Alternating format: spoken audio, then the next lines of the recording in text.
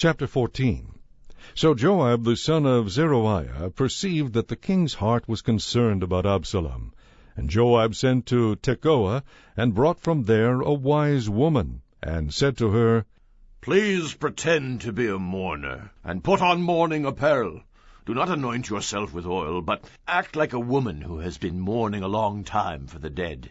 Go to the king and speak to him in this manner. So Joab put the words in her mouth. And when the woman of Tekoa spoke to the king, she fell on her face to the ground, and prostrated herself, and said, Help, O king! Then the king said to her, What troubles you? And she answered, Indeed, I am a widow. My husband is dead.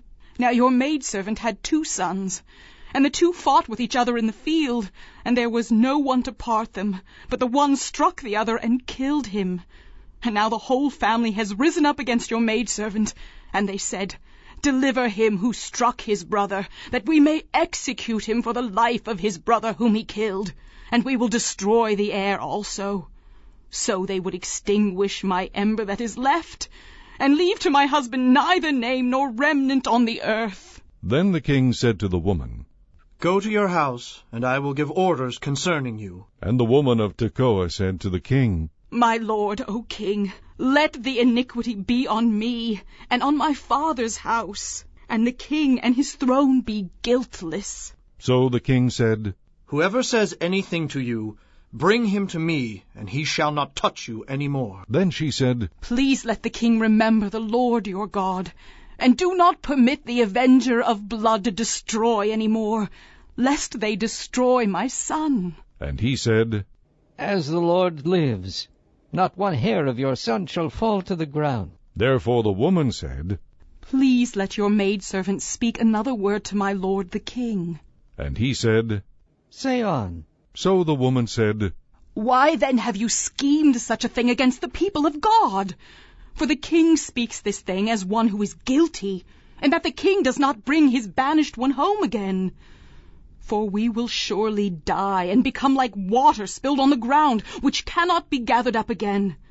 Yet God does not take away a life, but he devises means, so that his banished ones are not expelled from him. Now therefore I have come to speak of this thing to my lord the king, because the people have made me afraid. And your maidservant said, I will now speak to the king. It may be that the king will perform the request of his maidservant.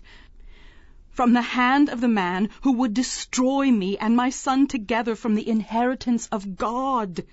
Your maidservant said, The word of my lord the king will now be comforting.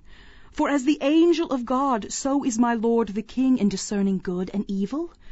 And may the Lord your God be with you. Then the king answered and said to the woman, Please do not hide from me anything that I ask you. And the woman said, Please let my lord the king speak. So the king said, Is the hand of Joab with you in all this? And the woman answered and said, As you live, my lord the king, no one can turn to the right hand or to the left from anything that my lord the king has spoken.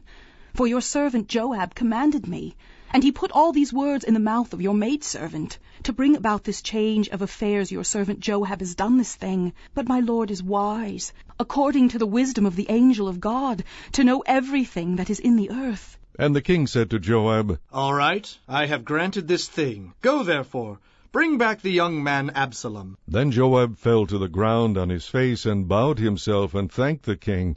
And Joab said, Today your servant knows that I have found favor in your sight, my lord, O king, in that the king has fulfilled the request of his servant. So Joab arose and went to Geshur, and brought Absalom to Jerusalem.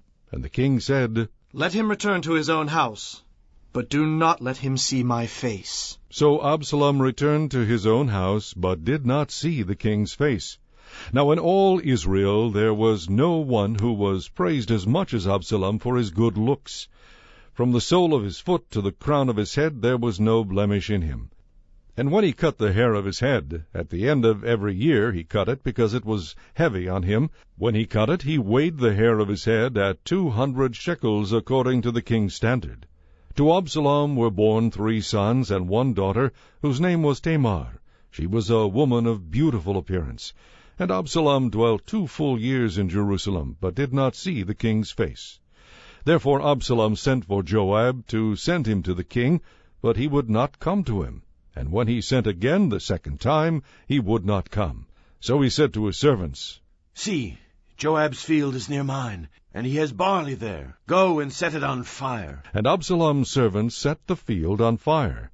Then Joab arose and came to Absalom's house, and said to him, Why have your servants set my field on fire? And Absalom answered Joab, Look, I sent to you, saying, Come here, so that I may send you to the king, to say, Why have I come from Geshur? It would be better for me to be there still. Now, therefore, let me see the king's face, and if there is iniquity in me, let him execute me. So Joab went to the king and told him. And when he had called for Absalom, he came to the king and bowed himself on his face to the ground before the king. Then the king kissed Absalom.